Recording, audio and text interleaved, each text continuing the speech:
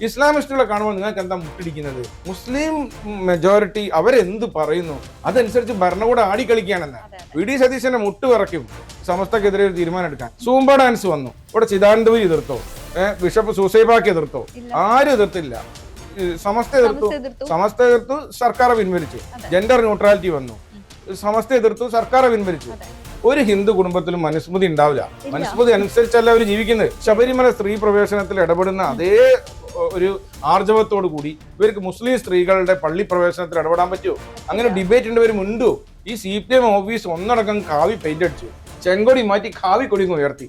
ലോക ചരിത്രത്തിൽ ഇങ്ങനെ മാറ്റം ഉണ്ടായില്ല. പണ്ടൊരാൾ തമാശയ്ക്ക് ചോദിച്ചിരുന്നു, മോദി വായിലൂടെ ഭക്ഷണം കഴിക്കുന്നതുകൊണ്ട് നമ്മൾ ചിലപ്പോൾ ആസനത്തോടെ ഭക്ഷണം കഴിക്കുന്ന ആളെ ഒരു ലേഖനം എഴുതി കളയും. തൊടുപുഴയിൽ ഒരു ചേലാകർമ്മത്തിനെതിരെ, ചേലാകർമ്മം എന്ന് പറഞ്ഞാൽ സുന്നത്ത് പറയുന്നത് സർക്കംസ്റ്റിഷൻ, ഇതിനിടെ ഒരു കുട്ടി മരിച്ചുപോയി. ഇപ്പൊ ശ്രീകണ്ഠൻ നായർ 24 ന്യൂസിലെ ആളുകൾ വന്നിരുന്നു. അയാൾ വന്ന് ഷൂട്ട് ചെയ്തിട്ട് അയാൾ എന്നോട് പറഞ്ഞു, ചേട്ടാ ഇത് കയറുന്ന യാതൊരു ഉറപ്പില്ല, പക്ഷെ എന്റെ ധാർമ്മികതയുടെ പേരിൽ ഞാൻ ഇത് കൊടുത്തിട്ടുണ്ട്. അങ്ങനെ മാതൃഭൂമിക്കാർ പറഞ്ഞു, മനോരമക്കാർ പറഞ്ഞു, ചേട്ടാ ഞങ്ങൾക്ക് ഇത് കൊടുക്കാൻ കഴിയില്ല, കാരണം അവർക്ക് പേടിയാണ്, മതത്തെ പുട്ട് വിറയ്ക്കാണ്. അപ്പൊ അങ്ങനെ ഇപ്പൊ നമ്മള് ഹിന്ദു കുടുംബങ്ങളിൽ ആരെങ്കിലും മനുസ്മൃതി കണ്ടിട്ടുണ്ടോ? ഞാനൊരു ഹിന്ദു കുടുംബത്തിൽ ജനിച്ച ആളാണ്, വളരെ ചെറുപ്പത്തിൽ തന്നെ മതം ഉപേക്ഷിച്ച ആളാണ്. ഞാൻ ഇതിൽ മനുസ്മൃതി കണ്ടിട്ടില്ല. നെറ്റിൽ നിന്ന് ഞങ്ങൾ ഡൗൺലോഡ് ചെയ്യില്ല മനുസ്മൃതിന്റെ ഒക്കെ ട്രാൻസ്ലേഷൻ ഒക്കെ എന്തെങ്കിലും വായിക്കാനോ ഡിബേറ്റുകൾ പങ്കെടുക്കാനൊക്കെ വേണ്ടിയിട്ട്. ഒരു ഹിന്ദു കുടുംബത്തിലും മനുസ്മൃതി ഉണ്ടാവില്ല. മനുസ്മൃതി അനുസരിച്ചല്ല അവർ ജീവിക്കുന്നത്. എന്നിട്ടും TT ശ്യാംകുമാർ വർണ്ണാശ്രമ വ്യവസ്ഥയെക്കുറിച്ചും മനുസ്മൃതിയെക്കുറിച്ചും ഇങ്ങനെ സവർണനും ഔർണനും എക്കാലത്തും അടിയിരിക്കും. നിങ്ങൾ എവിടെ പോയാലും ജാതിയുമായി നിങ്ങൾ ഒറ്റപ്പെട്ട സംഭവം എവിടെയെങ്കിലും ഉണ്ടാവും. ഏതെങ്കിലും ഭ്രാന്തന്മാർ, ഇപ്പൊ ഞാൻ പറഞ്ഞില്ലേ, നമ്മളന്ന് കാസർഗോഡ് 4-5 ഭ്രാന്തന്മാർ ഇന്ത്യ വിരുദ്ധ മുദ്രാവാക്യം വിളിച്ചപ്പോ നമ്മൾ എന്താ ചെയ്തത്? അത് മുഴുവൻ ആളി കത്തിക്കാണ് ചെയ്തത്. ആ ഭ്രാന്തന്മാരെ അവിടെ ഒതുക്കുകയാണ് ചെയ്യുന്നത്. അതുപോലെ ഏതെങ്കിലും ഒറ്റപ്പെട്ട ഒരാൾ ഒരു ജാതി ഭ്രാന്ത് കാണിച്ചാൽ അതിനെ സാമാന്യവൽക്കരിച്ച് മൊത്തം അരക്ഷിതാവസ്ഥ സൃഷ്ടിക്കുകയാണ് ചെയ്യുന്നത്. ഇതാണ് അവരുടെ ടെക്നിക്ക്. അതേസമയത്ത് അങ്ങനെയല്ല. ഈ ഖുറാനും ബൈബിളും എന്ന് പറയുന്നത് ക്രിസ്ത്യാനികളുടെയും മുസ്ലിങ്ങളെയും വീട്ടിൽ നിരന്തരമുള്ള സാധനമാണ്. അവരുടെ പുസ്തകത്തിൽ ഒരു മാലിന്യം ഉണ്ടെങ്കിൽ ആ മാലിന്യം അവർ ഫോളോ ചെയ്യുന്നുണ്ട്.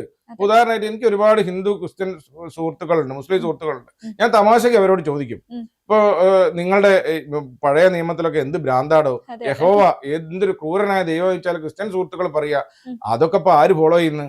പഴയ നിയമം അനുസരിച്ചല്ലല്ലോ നമ്മളാരും ജീവിക്കുന്നത്. പുതിയ നിയമം തന്നെ നമ്മൾ ഫോളോ ചെയ്യുന്നില്ല. ഇപ്പൊ ഒരു ഹിന്ദുവിനോട് ചോദിക്കുകയാണ്, മനുസ്മൃതിയിൽ എന്തെല്ലാം അബദ്ധങ്ങളുണ്ട്, ഇത്ര കാര്യങ്ങളില്ലേ നിങ്ങളെ പുസ്തകത്തിൽ ചോദിച്ചാൽ അവര് പറയാം, ഞങ്ങൾ മനുസ്മൃതി അനുസരിച്ചല്ല ജീവിക്കുന്നതെന്നല്ല പറയാ. ആരും വായിച്ചിട്ടില്ല. ഇപ്പോഴാണ് അത് വരുന്നത്. ഇപ്പം ആസൂത്രണമായി ഗീതാ പഠനം, ഇങ്ങനെയുള്ള വേദ പഠനം എന്നൊക്കെ പറഞ്ഞിട്ട് ഇസ്ലാം അങ്ങനെയാണ്. ആ പേടി കൊടുത്തിട്ട് ഇങ്ങനെ ഹിന്ദു കുടുംബങ്ങളെ ഇസ്ലാമികവൽക്കരിക്കുകയാണ്. ഹിന്ദു കുടുംബങ്ങളെ ഇപ്പൊ നടന്നു വരുന്ന പരിപാടിയാണ്. അത് പണ്ടുണ്ടായിരുന്നില്ല. അപ്പൊ ഈ അതേ സമയത്ത് നമ്മളൊരു മുസ്ലിം സുഹൃത്തിനോട് പറയാണ്, നിന്റെ ഖുറാനിൽ ഇങ്ങനെ പ്രശ്നങ്ങൾ ഉണ്ടല്ലോ, ഖുറാനിലെ ഹെയ്റ്റ് ആയത്തുകൾ എന്ന് പറയുന്ന സാധനങ്ങൾ നമ്മൾ കാണിച്ചു കൊടുത്താൽ അയാൾ അതിന് ന്യായീകരിക്കുക. ഖുറാനുള്ളത് ശരിയാണ്, ഖുറാൻ ഒരിക്കലും അയാൾ തള്ളിപ്പറയില്ല. സെക്കുലർ എന്ന് നമ്മൾ വിശ്വസിക്കുന്ന ആളുകൾ പോലും ഈ സാധനത്തെ ഒരു തള്ളിപ്പറയില്ല. ഇതാണ് നമ്മൾ ചെറുപ്പത്തിലേക്ക് കിട്ടിയ മതപരിശീലനത്തിന്റെ ഭാഗമായി വന്ന വൈറസ് എന്ന് പറയുന്നത്. ആ വൈറസിനെ എടുത്തു കളയാൻ നമ്മൾ ബോധപൂർവ്വം ശ്രമിക്കണം.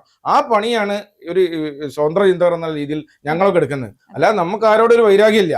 ഇപ്പൊ എന്നോട് പലരും ചോദിക്കണം, നിങ്ങൾ എന്തിനാണ് കൂടുതലായി ഇസ്ലാമിനെ വിമർശിക്കുന്നത്, അല്ലെ ഇസ്ലാമിനെ വിമർശനം നടത്തുന്ന ആരിഫ് ഹുസൈനെ പോലത്തെ ആളുകൾക്ക് വലിയ പിന്തുണ കൊടുക്കുന്നതെന്ന്. അപ്പൊ ഞാൻ പറയുന്ന മറുപടി ഇതാണ്, പ്രഡോമിനന്റ് ആയ ഒരു ടോക്സിക് മതമായതുകൊണ്ടാണ് ഇസ്ലാം. എന്തുകൊണ്ടാണ് ജൈനമതത്തെ വിമർശിക്കാത്തത്? ജൈനമതത്തെ കൊണ്ട് നാട്ടിൽ ബുദ്ധിമുട്ടില്ല. അതുകൊണ്ടാണ് ഹിന്ദുമതത്തിന് ടോക്സിസിറ്റി കുറവാണ്. ക്രിസ്ത്യാനികളെയൊക്കെ എല്ലാവിധ മതങ്ങളുടെയും ദ്രംഷ്ടകൾ ഒരു പരിധി വരെ ഒതുങ്ങി. ഇപ്പോൾ അത് ഒതുങ്ങാൻ നിൽക്കുന്ന മതങ്ങളെ നമ്മൾ ശക്തമായി വിമർശിക്കേണ്ടത്. മാത്രമല്ല അതൊരു സ്വകാര്യതയാവുന്നില്ല. ഞാൻ ചോദിക്കട്ടെ, ഇവിടെ ഖാദർ കമ്മിറ്റിന്റെ റിപ്പോർട്ട് വന്നു സ്കൂൾ സമയം മാറ്റുന്നതിനെ കുറിച്ച്. നല്ലൊരു കമ്മിറ്റി റിപ്പോർട്ട് ആയിരുന്നു. അതായത് 4 മണിക്ക് എല്ലാ സ്കൂൾ കൂടി വിടുന്നതിന് പകരം 3:30 ആക്കിയിട്ട് സ്കൂൾ കുറച്ച് നേരത്തെ തുടങ്ങി നേരത്തെ അവസാനിക്കുന്നത്. എല്ലാവരും അംഗീകരിച്ചു. ഇവിടെ സമസ്ത എതിർത്തു, സമസ്ത മുസ്ലിം സംഘടന എതിർത്തു. സൂംബ ഡാൻസ് വന്നു, ഇവിടെ ചിദാനന്ദപുരി എതിർത്തോ, ബിഷപ്പ് സൂസൈബാക്കി എതിർത്തോ? ആരും എതിർത്തില്ല. സമസ്ത എതിർത്തു, സർക്കാർ പിൻവലിച്ചു. ജെൻഡർ ന്യൂട്രാലിറ്റി വന്നു, സമസ്ത എതിർത്തു, സർക്കാർ പിൻവലിച്ചു. മുസ്ലിം മെജോറിറ്റി അവരെന്ത് പറയുന്നു അതനുസരിച്ച് ഭരണകൂടം ആടിക്കളിക്കുകയാണെന്ന്.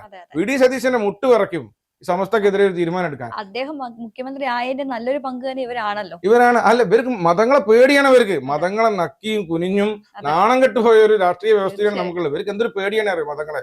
അതുകൊണ്ടാണ് ഞാൻ കിട്ടാവുന്ന വേദിയിലൊക്കെ മതവിമർശനം നടത്തുന്നത്. നിങ്ങളുടെ ചാനലിൽ വരാനുള്ള പ്രധാന കാരണം തന്നെ ഷാജിദയുമായി നിങ്ങൾ നടത്തിയ ധീരമായ ഇന്റർവ്യൂ ഞാൻ കണ്ടു. സാധാരണ ചാനലുകൾക്കൊക്കെ പേടിയാണ്, മുഖ്യധാര മീഡിയ ഭയങ്കര പേടിയാണ്. എന്തിന് വസ്തുതകൾ കൊടുക്കുന്നില്ല. ഞാനൊരു സംഭവം പറയാം.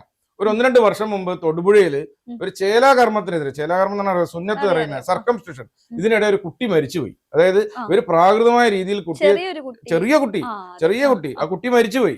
കുട്ടിയെ തൊടുപുഴയിൽ ആശുപത്രിയിൽ എത്തിയപ്പോൾ രക്തം വാർന്ന് കുട്ടി മരിച്ചിരുന്നു. ഹോസ്പിറ്റലിൽ നിന്ന് വിവരം കിട്ടി അപ്പം തന്നെ മാധ്യമപ്രവർത്തകൻ എന്നുള്ള രീതിയിലും പിന്നെ നമ്മൾ എത്തിസ്റ്റ് ആക്ടിവിസ്റ്റ് എന്നുള്ള രീതിയിൽ ഇവരൊക്കെ ബന്ധമുണ്ട്. ഇത് ഞാൻ ടൈപ്പ് ചെയ്ത് എല്ലാ പത്രങ്ങളിലും ഓഫീസിൽ വിളിച്ചു പറഞ്ഞു, ഇത് ഈ റിപ്പോർട്ട് ചെയ്യുക, സർക്കംസ്റ്റിറ്റ്യൂഷൻ നടന്നൊരു ദുരാചാരമാണ്, അതിനെതിരെ എല്ലാവരും പ്രതികരിക്കണം. ഒരു മനുഷ്യനെ കൊടുത്തില്ല. പേടിയാണ് എല്ലാവർക്കും. 1-2 നമ്മുടെ നാട്ടിലുള്ള 1-2 ഓൺലൈൻ മീഡിയ മാത്രം കൊടുത്തു. പക്ഷെ ഇത് റിപ്പബ്ലിക് ടി വി എടുത്ത് അർണബ് ഗോസ്വാമിന്റെ കയ്യിൽ അത് കിട്ടി. അദ്ദേഹം അത് ഭയങ്കരമായി കത്തിച്ചു. അങ്ങനെ ദേശീയ മനുഷ്യാവകാശ കമ്മീഷനൊക്കെ അന്വേഷിച്ചു. പിന്നെ ഞാൻ വ്യക്തിപരമായി ബാലാവകാശ കമ്മീഷന് പരാതി കൊടുത്തു. അങ്ങനെ ഒരു അന്വേഷണം ഇതിൽ നടക്കുന്നുണ്ട്. ഇതൊക്കെ എന്തൊരു അനീതിയാണ്. ഒരു ചെറിയ കുട്ടിയുടെ ഈ രീതിയിൽ അവർക്ക് ചേലാകർമ്മം കഴിക്കണമെങ്കിൽ അത് ഹോസ്പിറ്റലിൽ പോയി കൃത്യമായി ചെയ്യേണ്ടത്. എന്നിട്ട് ചോര വാർന്നൊരു കുട്ടി മരിച്ചുപോയി. ഇത് റിപ്പോർട്ട് ചെയ്യുന്നില്ല ആരും.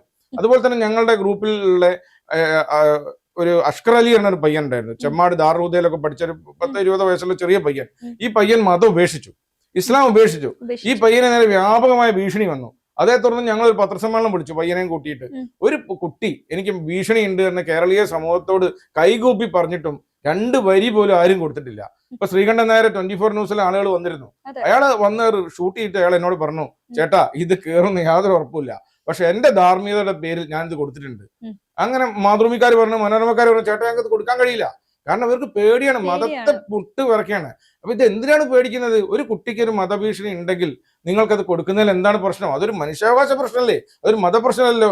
അതേസമയത്ത് സംഘികൾ ആരെങ്കിലും തോണ്ടിയായിരിക്കാം, വെണ്ടൊക്കെ വാർത്ത കൊടുക്കുമ്പോര് സംഘികൾ തോണ്ടി എന്ന് പറഞ്ഞിട്ട് എങ്ങനെ വേണമെങ്കിൽ കൊടുക്കൂലേ?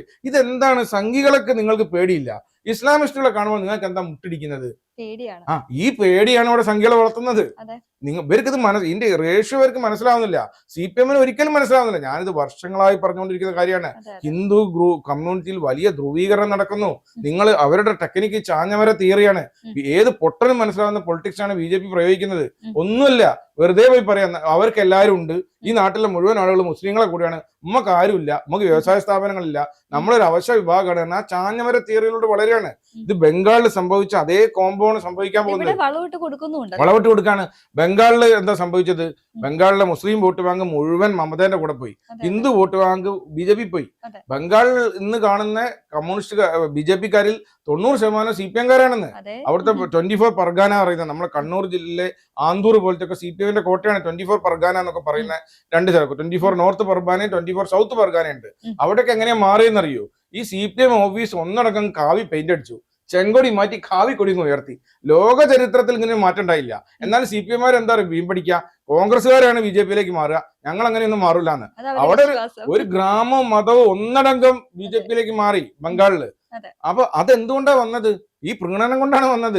നിങ്ങൾ മതേതര കക്ഷികൾ ഒരു സൈഡ് പിടിക്കരുത്. ഇപ്പൊ ഗണപതി മിത്താണെന്ന് പറയാൻ അവർക്ക് ഒരു പേടിയില്ല. അള്ളാഹു മിത്താണ് ചോദിച്ചോക്ക് അടിച്ചു കളിക്കും. നമ്മളിത് ഉറക്കെ പറയും, ഗണപതി മിത്താണ്, യഹോവ മിത്താണ്, അള്ളാഹു മിത്താണ്. ഇതാണ് നമ്മൾ തമ്മിലുള്ള വ്യത്യാസം. ഇങ്ങനെയാണ് പറയേണ്ടത്. അല്ലെങ്കിൽ നിങ്ങൾ ഈ പണിക്ക് ഇറങ്ങരുത്. ഇത് ഹിന്ദു കമ്മ്യൂണിറ്റിയിൽ ഉണ്ടാവുന്ന മാറ്റം എന്താണ്? അവർ BJP-യോട് അടുപ്പിക്കാണ്. ഇവിടെ ഈ കപട മതേതര നയം കൊണ്ടാണ് BJP വളരുന്നത്. അതിന് പകരം ഒരു ഉറച്ചൊരു സ്റ്റാൻഡ് എടുത്തു വിചാരിക്കുക, അള്ളാഹുവും മിത്താണ്, ഗണപതിയും മിത്താണ്, യഹോവയും മിത്താണ്, ഞങ്ങൾ ഒരു ഭൗതിക പാർട്ടിയാണ്, ഞങ്ങൾ മതം സ്വകാര്യതയാണെന്ന് വിശ്വസിക്കുന്ന പാർട്ടിയാണ്, ഞങ്ങൾക്ക് മതവുമായി യാതൊരു ബന്ധമില്ല എന്ന് പറഞ്ഞാൽ അത് എന്തുമാത്രം കയ്യടി കിട്ടിയായിരുന്നു. ശബരിമല സ്ത്രീ പ്രവേശനത്തിൽ ഇടപെടുന്ന അതേ ഒരു ആർജവത്തോടു കൂടി ഇവർക്ക് മുസ്ലിം സ്ത്രീകളുടെ പള്ളി പ്രവേശനത്തിൽ ഇടപെടാൻ പറ്റുമോ? അങ്ങനെ ഡിബേറ്റിന്റെ പേര് മുണ്ടു. ഏക സിവിൽ കോഡിനെ പോലും വായി പുഴുങ്ങിയിരിക്കുകയാണ്. ഏക സിവിൽ കോഡ് മോഡി കൊണ്ടുവരുന്നതായിരുന്നു. മോഡി കൊണ്ടുവരുന്നതുകൊണ്ട് പ്രശ്നമാണ്. മുത്തലാഖ് ബില്ല് മോഡി കൊണ്ടുവരുന്ന പ്രശ്നമാണ്. പണ്ടൊരാൾ തമാശയ്ക്ക് വെച്ചിരുന്നു, മോദി വായിലൂടെ ഭക്ഷണം കഴിക്കുന്നതുകൊണ്ട് നമ്മൾ ചിലപ്പോൾ ആസനത്തോടെ ഭക്ഷണം കഴിക്കുന്ന ആളെ ഒരു ലേഖനം എഴുതി കളയുന്നു. അമ്മാതിരി ഭ്രാന്തന്മാരാണ് ഇവിടെ കേരളത്തിൽ നടക്കുന്ന ഈ ഭ്രാന്തൻ ചർച്ചകൾ എന്ന് പറഞ്ഞാൽ എന്തുമാത്രം നിരാശാജനകമായ ഒരു ഇടമായി കേരളം മാറുകയാണ്. തീർച്ചയായിട്ടും.